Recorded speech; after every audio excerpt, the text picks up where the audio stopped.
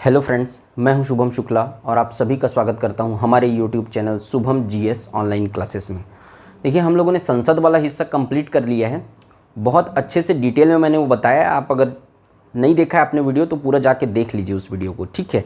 अब हम लोग आज से जुडिशरी वाला हिस्सा स्टार्ट करने वाले हैं। न्यायपालिका, सुप्रीम कोर्ट, हाई कोर्ट और अधीनस्थ न्यायालय वाला हिस्सा हम लोग आज से देखेंगे। देखिए, 3 मेजर पोर्शन, एक राष्ट्रपति, दूसरा जो पार्लियामेंट संसद वाला जो हिस्सा है, पूरी संसद की पूरी प्रक्रिया, और तीसरा जुडिशरी। ये 3 चीज़ पे अगर आप लोगों का कमांड हो गया ना, तीनों चीज़ को आपने डिटेल में समझ लिया, कॉन्स्टिट्यूशन का आधा से ज़्यादा सवाल ऐसे ही बन जाएगा। वो जो बाकी जो बचा है वो सब आर्टिकल्स से संबंधित है। एक से वो मौलिक अधिकार, ठीक है। उसके बाद राज्य की नीति नहीं दे सकता, तो संविधान का निर्माण कैसे हुआ, संवैधानिक इतिहास, वो वाला पोर्शन एक अलग पोर्शन है जिसमें से बहुत कम क्वेश्चन आते हैं। मैं सबको कवर करवाऊंगा, लेकिन मैं एक बता रहा हूँ आपको कि अगर आप लोगों ने ये 3 पोर्शन अगर अच्छे से कर लिया, एक राष्ट्रपति, एक पार्लियामेंट और एक जुडिशरी वाला हिस्सा पूरे अच्छे से, तो फिर बहुत सारे सवाल आपसे ऐसे आसानी से बन जाएंगे, ठीक है। तो मैं जुडिशरी वाले हिस्से को भी उसी डिटेल से पढ़ाऊंगा जिस डिटेल से मैंने राष्ट्रपति और संसद वाले हिस्से को पढ़ाया है, ठीक है। तो आप लोग अच्छे से देखते चलिए और अच्छे से नोट करते चलिए, ठीक है। तो आज से हम लोग सर्वोच्च न्यायालय सुप्रीम कोर्ट वाला हिस्सा स्टार्ट करेंगे। तो अगर आप लोग को वीडियो पसंद आए तो वीडियो को लाइक कीजिए, चैनल को सब्सक्राइब कीजिए, ज़्यादा से ज़्यादा शेयर कीजिए, ठीक है। तो आज से हम लोग स्टार्ट कर रहे हैं जुडिशरी वाला हिस्सा। देखिए, सबसे पहले देखते हैं अनुच्छेद 124, आर्टिकल 123 तक मैंने कल बता दिया था, अध्यादेश तक। आर्टिकल 124 में सुप्रीम कोर्ट आता है, मतलब सुप्रीम कोर्ट का गठन। अनुच्छेद 124 में सुप्रीम कोर्ट का गठन, सर्वोच्च न्यायालय का गठन बताया गया है, ठीक है। तो एकीकृत न्यायपालिका की व्यवस्था करी गई। पहले तो यह समझिए कि न्याय क्या होता है, ठीक है। जेएस मिल ने कहा कि न्याय क्या है। तो न्याय एक ऐसी चीज़ है ना, जिसका होना सही है और जिसका न होना गलत है, ठीक है। आपको मौलिक अधिकार के अलावा न्याय एक ऐसी चीज़ है जिस पे आप दावा कर सकते हैं, आपका वो अधिकार है, जस्टिस, ठीक है। मौलिक अधिकार के अलावा जस्टिस एक ऐसी चीज़ है जो नैतिक रूप से आपका पूर्ण अधिकार बनता है कि आपको न्याय मिले किसी भी मुद्दे पर, ठीक है। भीमराव अंबेडकर ने पार्लियामेंट में कहा था, भीमराव अंबेडकर जी ने, कि न्यायपूर्ण समाज वह है जिसमें सम्मान की परस्पर बढ़ती हुई भावना और अपमान की परस्पर घटती हुई भावना मिलकर करुणा से भरे समाज का निर्माण करे, ठीक है। सम्मान की बढ़ती हुई भावना और अपमान की घटती हुई भावना एक साथ मिलकर करुणा से भरे समाज का निर्माण करे, और इसी करुणा से भरे समाज का निर्माण करने के लिए जुडिशरी बनाई गई है, न्यायालय बनाया गया है, ताकि इस करुणा से भरे समाज का निर्माण हो सके और दूसरा इनको न्याय मिल सके, ठीक है। तो करुणा से भरे समाज का निर्माण कैसे होगा? जब उनको जस्टिस मिलेगा, उनके साथ गलत होना बंद होगा, ठीक है। तो इस तरीके की इन चीज़ों को कहते हैं न्याय, ठीक है। इन चीज़ों को कहते हैं जस्टिस। अब देखते हैं अपन सुप्रीम कोर्ट। तो देखिए, एकीकृत न्यायपालिका की व्यवस्था की गई है। भारत शासन अधिनियम आया था 1935 में। तो भारत शासन अधिनियम 1935 के माध्यम से भारत में क्या किया गया है, एकीकृत न्यायपालिका की व्यवस्था की गई है। अमेरिका में न्यायपालिका, सर्वोच्च न्यायालय जो है जुडिशरी, वो यूएसए से लिया गया है। भारत के संविधान में ये अमेरिका से लिया गया है। और अमेरिका में किस तरीके का न्याय प्रणाली है? द्वैत, मतलब केंद्र सरकार में एक अलग न्यायपालिका है, हाई कोर्ट में एक मतलब राज्य में एक अलग न्यायपालिका है वहाँ भी, ठीक है। तो वहाँ पर दोहरी न्यायपालिका है, लेकिन यहाँ पर एकीकृत न्यायपालिका का प्रावधान किया गया भारत में, ठीक है। एकीकृत न्यायपालिका का प्रावधान किया गया, ये याद रखिएगा। 3 तरीके के स्तर है न्याय के, ठीक है। भारत में 3 स्तर पे न्यायालय है।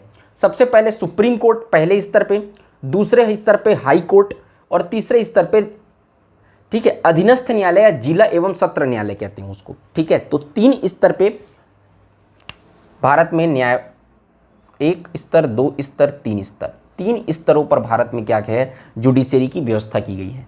अब ये उच्चतम न्यायालय, सुप्रीम कोर्ट और हाई कोर्ट, इन दोनों को मिलाकर हायर जुडिशरी कहा जाता है, ठीक है। उच्चतर न्यायालय हिंदी में अगर आप लिखेंगे तो क्या कहा जाता है, इन दोनों को मिलाकर उच्चतर न्यायालय कहा जाता है। और तीसरे स्तर का जो न्यायालय है, जिला एवं सत्र न्यायालय, इसको लोअर जुडिशरी कहा जाता है। अधीनस्थ न्यायालय भी इसको कहा जाता है, ठीक है। ये इसके अंतर्गत बहुत सारे और न्यायालय भी आते हैं, जैसे ग्राम न्यायालय, लोक अदालत, ठीक है, और परिवार न्यायालय। ये सब जो न्यायालय हैं, ठीक है, लोअर कोर्ट्स जो रहते हैं, वो इसके अंतर्गत और आते हैं। हम लोग पढ़ेंगे सबको। तो मैं अभी बता रहा हूँ आपको कि अधीनस्थ न्यायालय या जिला या सत्र न्यायालय को क्या कहा जाता है, लोअर जुडिशरी कहा जाता है, ठीक है। तो 3 स्तर पे भारत में क्या होते हैं, न्यायालय होते हैं। तो अभी हम लोग सुप्रीम कोर्ट पढ़ेंगे, उसके बाद हाई कोर्ट पढ़ेंगे और उसके बाद ये फिर जिला और सत्र न्यायालय वाला हिस्सा देखेंगे, तीनों स्तर का। अभी अब सुप्रीम कोर्ट देखते हैं। तो अनुच्छेद 124 में सुप्रीम कोर्ट का गठन बताया गया है। इसके अंतर्गत बहुत सारी चीज़ें आती हैं कि कितने जज होते हैं, कैसे योग्यता होती है, वो सब इसी के अंदर बताया गया है। तो 28 जनवरी 1950 को भारत में सुप्रीम कोर्ट का गठन किया गया। 28 जनवरी 1950 को सुप्रीम कोर्ट में देखिए वर्तमान में 34 जज हैं। वर्तमान में कितने जज हैं? 34 जज हैं। लेकिन इससे पहले 2009 में 31 जज थे, 2019 में 34 जज हुए हैं। 2009 से पहले इसमें 26 जज थे, उसके पहले 8 जज थे। तो ध्यान रखिए, उसको पहले याद रखने की जरूरत नहीं है, यहाँ से याद रखिए। 2009 में इसको 26 से बढ़ाकर 31 किया गया था और 2019 में 31 से बढ़ाकर 34 जज किया गया था। तो देखिए 31 जज का मतलब क्या है? एक चीफ जस्टिस और 33 जज, यानी 30 जज। और यहाँ पर 34 जज का मतलब क्या है? एक चीफ जस्टिस और 33 अन्य जज। ठीक है, एक चीफ जस्टिस होगा और 33 अन्य जज। तो वर्तमान में कितने हैं? टोटल 34 जजेस हैं, 34 जज हैं। ये जजों की संख्या पार्लियामेंट के हिसाब से संसद निर्धारित करता है कि कितने जज होंगे। संसद इनकी संख्या को बढ़ा या घटा सकता है विभिन्न माध्यमों से, ठीक है, प्रस्ताव लाके, ठीक है, और अभी तक बढ़ाता भी रहा है। ठीक है, पहले मैं बताया, पहले 8 था, फिर 26 हुआ, फिर उसके बाद फिर 31 हुआ, फिर 34 हुआ। तो ये बढ़ रहा है धीरे धीरे। मिनिमम 7 जज से कम नहीं होने चाहिए। ठीक है, सुप्रीम कोर्ट में मिनिमम जज की संख्या 7 होती है और जज की संख्या का निर्धारण कौन करता है? संसद करता है। ये भी याद रखिएगा। न्यायाधीशों की नियुक्ति कौन करते हैं? राष्ट्रपति करते हैं। ठीक है, न्यायाधीशों की नियुक्ति कौन करते हैं? राष्ट्रपति। अनुच्छेद 124 में बताया गया है, अनुच्छेद 124(2) में राष्ट्रपति, ठीक है, जो न्यायाधीशों की नियुक्ति होती है उसके बारे में बताया गया। अपन डिटेल इसको समझते हैं कैसे होता है। पहले अपन समझते हैं, देखिए 34 जज हैं टोटल। तो 34 जज में 33 जो होंगे वो अन्य जज होंगे और एक कौन होगा? Chief justice of India. ठीक है, सीजीआई लिख रहा हूं तो याद रखिएगा, चीफ जस्टिस ऑफ इंडिया। तो 33 अन्य जज। इसको पहले देखते हैं, इसको छोड़ दीजिए आप, यहां पे जो लिखा है उसको छोड़ो आप, पहले ध्यान रखिए 33 जज। ये अन्य जज देखते हैं, उसके बाद चीफ जस्टिस ऑफ इंडिया देखेंगे अपन कैसे नियुक्ति होती है। तो 33 जजों की नियुक्ति कैसे होती है? 33 जजों की नियुक्ति, देखिए दोनों ही जज की नियुक्ति राष्ट्रपति करेंगे, ये पहले याद रखिए। 33 अन्य जजों की नियुक्ति भी राष्ट्रपति करेंगे और एक चीफ जस्टिस की नियुक्ति भी कौन करेंगे? राष्ट्रपति करेंगे। लेकिन राष्ट्रपति परामर्श लेते हैं। तो ये 33 अन्य जज जो है ना, देखिए भारत में कितने हाई कोर्ट हैं? 25 हाई कोर्ट हैं। अलग अलग राज्यों में, लगभग सभी राज्यों में एक एक अपना एक हाई कोर्ट है। कई राज्यों का सामूहिक रूप से भी एक हाई कोर्ट है। वो जब मैं हाई कोर्ट बताऊंगा तो बताऊंगा। अभी आप देखिए लगभग 25 हाई कोर्ट है भारत में। तो राष्ट्रपति जो 33 जजों का नियुक्ति करेंगे उसमें वो हाई कोर्ट के जजों का परामर्श लेंगे, चीफ जस्टिस के। ये सब हाई कोर्ट के चीफ जस्टिस को मिलाकर एक कमेटी बनेगी। सब जितने भी हाई कोर्ट है, 25 हाई कोर्ट, उस 25 हाई कोर्ट के जो चीफ जस्टिस होंगे उन चीफ जस्टिसों को मिलाकर एक कमेटी का निर्माण किया जाएगा। वो कमेटी राष्ट्रपति को सिफारिश देगी, वो कमेटी राष्ट्रपति को सलाह देगी इन 33 जजों के लिए। ठीक है, इन्हीं में से अब ये वाला चीफ जस्टिस, ये वाला हाई कोर्ट, ये वाला हाई कोर्ट, इसमें से 2 लोग चले गए, इसमें से 10 लोग चले गए, इसमें से 8 लोग चले गए, इसमें से 5 लोग चले गए, इसमें से 1 लोग चले गए। तो इन्हीं हाई कोर्ट में से, क्योंकि जजों की योग्यता क्या होती है? लगातार 5 वर्ष जज रहना चाहिए या फिर लगातार 10 वर्ष तक वकील रहना चाहिए, मैं बताऊंगा अभी। तो हाई कोर्ट के ही लोग तो प्रमोट होकर कहाँ जाते हैं? सुप्रीम कोर्ट में जाते हैं। तो इन्हीं हाई कोर्ट में से ये जो कमेटी बनेगी चीफ जस्टिस लोगों की, वही लोग हाई कोर्ट के जो वकील रहते हैं, ठीक है, उनको क्या करते हैं, या जज रहते हैं, उनको क्या करते हैं? चुन चुन के भेजते हैं, उनको ही सलाह देंगे। 2 यहाँ से चले गए, इस हाई कोर्ट से 10 चले गए, इस हाई कोर्ट से 8, इस हाई कोर्ट से 5। तो वो जो कमेटी बैठेगी वो राष्ट्रपति को सलाह देगी और राष्ट्रपति इन्हीं हाई कोर्ट से चुन के ले आए कि यहाँ पर क्या कर देंगे? 33 अन्य जजों की नियुक्ति कर देंगे। तो राष्ट्रपति नियुक्ति कौन किया? राष्ट्रपति। किनसे सलाह लिया? तो हाई कोर्ट के जजों से। ठीक, इसके अलावा ये हाई कोर्ट के जजों की तो सलाह लेंगे, जो कमेटी बैठेगी, सब चीफ जस्टिस लोग की, जज की नहीं, हाई कोर्ट के चीफ जस्टिस की सलाह लेंगे, सब जज की नहीं, हाई कोर्ट के चीफ जस्टिस की सलाह लेंगे। कौन? राष्ट्रपति। इसके अलावा सुप्रीम कोर्ट, ये जो चीफ जस्टिस ऑफ इंडिया रहेगा ना, इसकी भी सलाह लेंगे। तो राष्ट्रपति अन्य 33 न्यायाधीशों की नियुक्ति के लिए क्या करेंगे? हाई कोर्ट के चीफ जस्टिस की सलाह लेंगे, प्लस एक जो सुप्रीम कोर्ट का चीफ जस्टिस ऑफ इंडिया है, एक जन, उसकी सलाह लेंगे। क्लियर? एक सुप्रीम कोर्ट के चीफ जस्टिस की सलाह और हाई कोर्ट के अन्य न्यायाधीशों की, मतलब हाई कोर्ट के चीफ जस्टिस की सलाह से इन 33 न्यायाधीशों की नियुक्ति हो गई। 33 न्यायाधीशों की नियुक्ति कर देंगे। उसके बाद अब इसमें से क्या करना है, अब जैसे कि ये एक चीफ जस्टिस ऑफ इंडिया है, ये कहीं रिटायर हो गए, ठीक है, रिटायर हो गए, तब उसकी नियुक्ति कैसे करेंगे। तो एक चीफ जस्टिस ऑफ इंडिया की नियुक्ति के लिए, मुख्य न्यायाधीश की नियुक्ति के लिए क्या किया गया है, कोलेजियम व्यवस्था किया गया है। कोलेजियम व्यवस्था क्या होती है, कोलेजियम में 5 जजों की कमेटी होती है। कोलेजियम में कितने जज होते हैं, 5 सदस्य होते हैं कोलेजियम में। एक कमेटी होती है कोलेजियम जो होता है, और एक कोलेजियम व्यवस्था कहते हैं इसको, जो चीफ जस्टिस ऑफ इंडिया की नियुक्ति करती है कोलेजियम प्रणाली से। कोलेजियम प्रणाली से नियुक्ति होती है, ये याद रखिएगा। इस कोलेजियम में 5 सदस्य होते हैं, जिसमें से एक सदस्य खुद क्या होगा, चीफ जस्टिस। ये chief justice of India retire हो रहा है, तो एक तो सलाह यही देगा, ठीक है, एक तो सलाह यही देगा कि इनको बना दीजिए करके, और 4 और अन्य न्यायाधीश होंगे।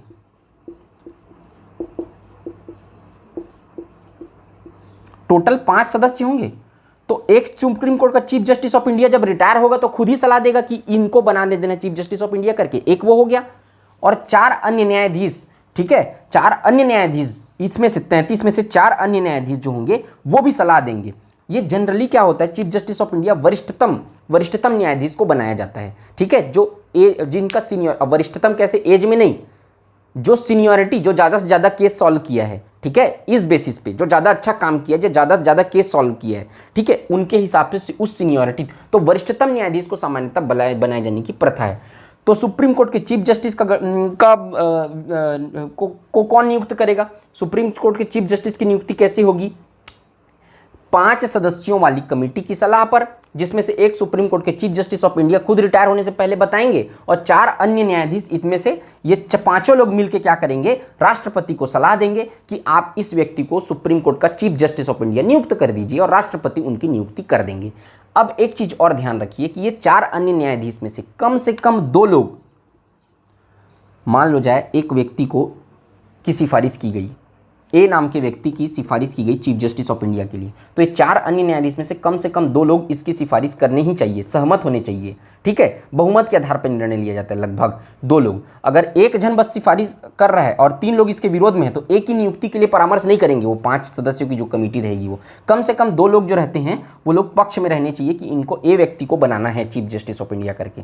तो ठीक है, तो मुख्य न्यायाधीश की नियुक्ति 5 सदस्यों वाली कमेटी की सिफारिश पे, जिसमें एक खुद चीफ जस्टिस ऑफ इंडिया शामिल रहेंगे, और अन्य 33 न्यायाधीशों की नियुक्ति कैसे होगा, चीफ जस्टिस ऑफ इंडिया खुद प्लस सभी हाई कोर्ट के चीफ जस्टिस से सलाह लेंगे। तो सब मिलके क्या करेंगे, अन्य 33 न्यायाधीशों की नियुक्ति करेंगे, ठीक है, और नियुक्ति का अधिकार किसको है, राष्ट्रपति को। ये लोग सिर्फ राष्ट्रपति को परामर्श देते हैं, ठीक है, सलाह देंगे, और नियुक्ति कौन करेंगे, राष्ट्रपति करेंगे। तो ये इस तरीके से पूरा जो होता है वो सुप्रीम कोर्ट के 33 अन्य न्यायाधीश और एक सुप्रीम कोर्ट के चीफ जस्टिस ऑफ इंडिया की नियुक्ति होती है। आई होप आप लोग को समझ में आया होगा, क्लियर कट। अगर आपको नहीं आया होगा तो कमेंट सेक्शन में पूछिएगा, मैं और क्लियर कर दूंगा, लेकिन मैंने यहाँ पे अच्छे से इसको एक्सप्लेन किया है, ठीक है। तो ये होता है नियुक्ति, योग्यता, ठीक। अच्छा, यहाँ पे एक चीज़ और देखिए, इसमें क्या किया गया था, 2015 में राष्ट्रीय नियुक्ति आयोग की गठन किया गया, नियुक्ति आयोग, ठीक है, लोगों चीफ जस्टिस ऑफ इंडिया, मतलब ये जजों की नियुक्ति के लिए राष्ट्रीय नियुक्ति आयोग का गठन किया गया था, लेकिन 2016 में उसको फिर से हटा दिया गया उसको, और कोलेजियम प्रणाली से ही व्यवस्था किया गया कि 5 सदस्य लोग मिलकर क्या करेंगे, चीफ जस्टिस ऑफ इंडिया, और बाकी लोग इन लोग मिलकर क्या करेंगे, अन्य जजों की नियुक्ति करेंगे, उसको समाप्त कर दिया गया है। तो राष्ट्रीय नियुक्ति आयोग की गठन किया गया था, लेकिन उसको अभी समाप्त कर दिया गया, ये भी याद रखिएगा। इसके अलावा ये भी याद रखिएगा कि वरिष्ठतम न्यायाधीश को ही चीफ जस्टिस ऑफ इंडिया बनाया जाता है, और अन्य न्यायाधीश भी, है ना, चीफ जस्टिस ऑफ इंडिया के लिए वरिष्ठतम, है ना, वरिष्ठों को प्राथमिकता दी जाती है, ये भी याद रखिएगा।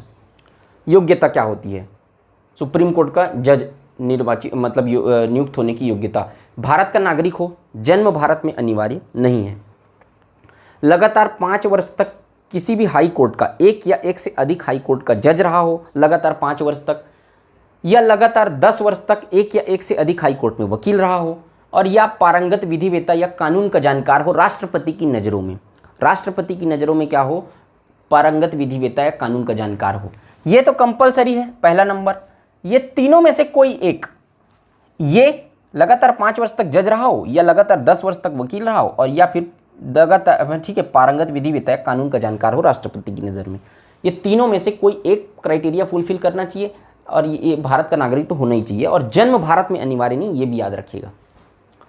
कार्यकाल कितना होता है, 6 वर्ष या 65 वर्ष। इसको समझिए कैसे होता है कार्यकाल।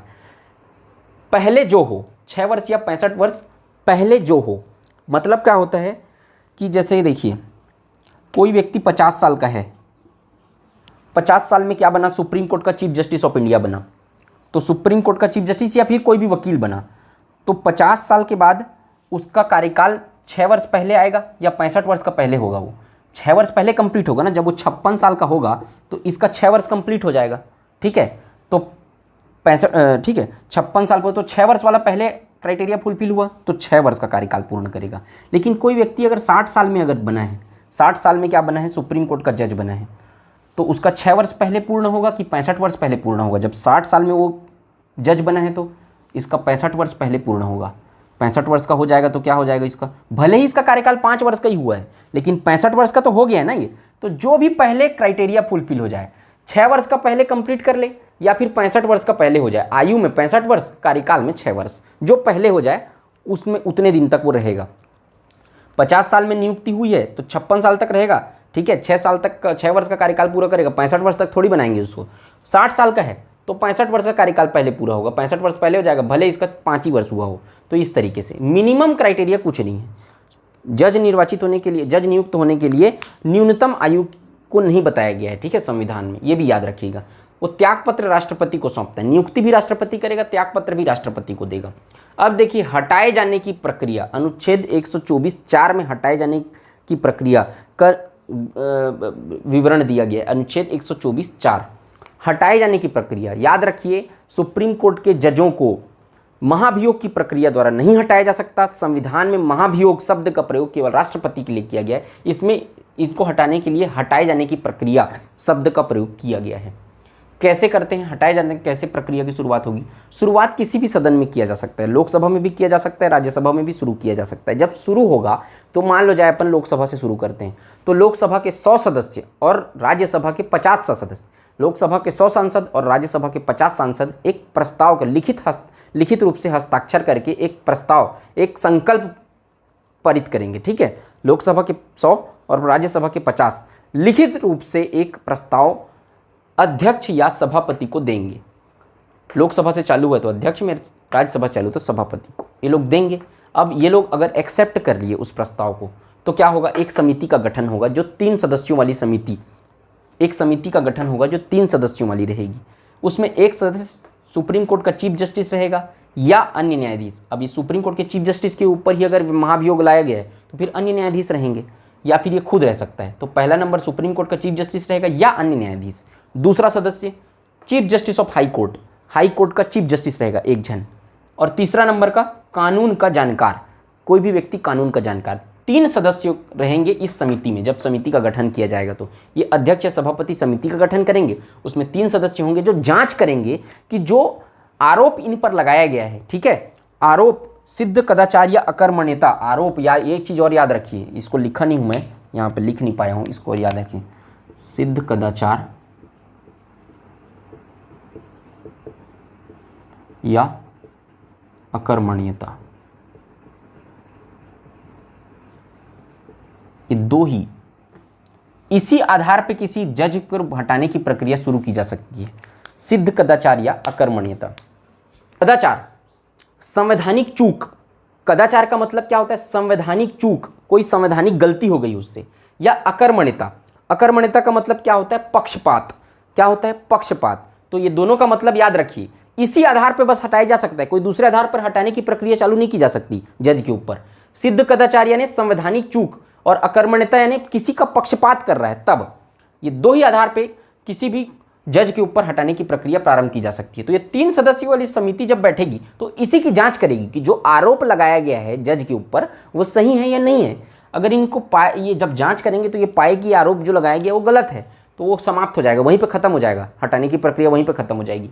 अगर पाई कि ये जो आरोप लगाया गया वो सही है, तब फिर क्या होगा, प्रत्येक सदन में अब मतदान होगा। ये कमेटी जो रहती है अपनी रिपोर्ट अध्यक्ष या सभापति को प्रस्तुत करेगी। अब ये लोग क्या करेंगे, कमेटी की प्रस्तुत में अगर सही पाए गए हैं, वो आरोप जो लगाया गया वो सही लगाया गया, तो फिर मतदान होगा।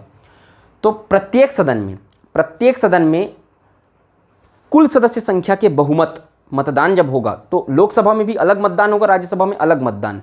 लोकसभा में जैसे मतदान हो रहा है तो प्रत्येक सदन में अपनी कुल सदस्य संख्या के बहुमत और उपस्थित तथा मतदान करने वालों के 2/3 बहुमत से अगर वो जो हटाने की प्रक्रिया, जो प्रस्ताव लाया गया वो पारित हो जाता है, कुल सदस्य संख्या के बहुमत और उपस्थित तथा मतदान करने वालों के 2/3 बहुमत से अगर वो संकल्प पारित हो जाता है तो वो संकल्प पारित होने के बाद किसके पास जाएगा? प्रस्ताव राष्ट्रपति के पास जाएगा। और राष्ट्रपति अपना अगर हस्ताक्षर कर देते हैं तो तत्काल प्रभाव से उस सुप्रीम कोर्ट के जज को हटना पड़ेगा, अपना पद छोड़ना पड़ेगा, इस्तीफा देना पड़ेगा। तो ये पूरा प्रोसेस आप समझ गए।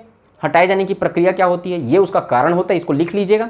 और 124(4) में ये बताया गया और ये प्रोसेस उसका होता है। इसके अलावा एक चीज़ और ध्यान रखिए, 124(4) में ये भी बताया गया है कि ये जो पूरी हटाए जाने की प्रक्रिया है वो एक ही सत्र में पारित होनी चाहिए। बजट सत्र, मानसून सत्र, शीत सत्र तीनों होता है, एक ही सत्र में पूरा ये प्रोसेस खत्म हो जाना चाहिए। ठीक, पहले तो ये था, लेकिन वी रामास्वामी एक सुप्रीम कोर्ट के चीफ जस्टिस थे। इनको हटाए जाने की प्रक्रिया एक बार केवल लाया गया, ये हटाए जाने की प्रक्रिया जो है वो केवल इस जज के खिलाफ लाया गया था एक बार, वो भी क्या किया गया था, पारित नहीं हो पाया था, लोकसभा में पारित नहीं हो पाया। तो अब तक कितनी बार लाया गया बोले तो केवल एक बार लाया गया, वो भी पारित नहीं हुआ। मतलब अभी तक किसी भी जज को भारत में इस प्रक्रिया से हटाया नहीं गया है। ठीक, तो याद रखिएगा। तो जब इनके खिलाफ लाया गया, लोकसभा में पारित नहीं हुआ, तब फिर ये बोला गया, इनके इसी विवाद के समय, इसी समय ये निर्णय आया कि अगर लोकसभा भंग भी हो जाए, पहले तो बोला गया था कि एक ही सत्र में पारित होना जरूरी, अभी भी एक ही सत्र में पारित होना जरूरी है, लेकिन एक कंडीशन में बस अगले सत्र में जा सकता है, जब लोकसभा, ठीक है, जब प्रोसेस चल रहा है, हटाने की प्रक्रिया चल रही है और उस समय लोकसभा भंग हो गई, पूरी लोकसभा ही समाप्त हो गई, भंग हो गई किसी भी, ठीक है, किसी भी प्रकार से लोकसभा अगर भंग हो जाए तो संकल्प जो है व्यपगत नहीं होगा, मतलब लैप्स नहीं होगा, समाप्त नहीं होगा। जब नई लोकसभा बैठेगी तो यही संकल्प आगे कंटिन्यू होगा। ठीक, तो पहले तो एक चीज़ याद रखिएगा कि एक ही सत्र में इसका खत्म शुरू होकर समाप्त हो जाना जरूरी है, लेकिन एक कंडीशन में बस ये समाप्त नहीं होगा, जब लोकसभा भंग हो जाए। तो नई लोकसभा बैठेगी तो अगर आधे बीच से प्रोसेस जब चालू हुआ तो आधे बीच से फिर से चालू हुआ, आधे बीच से प्रोसेस। ठीक, तो ये हो गया पूरे हटाने की प्रक्रिया। तो आप इसका स्क्रीनशॉट ले लीजिए।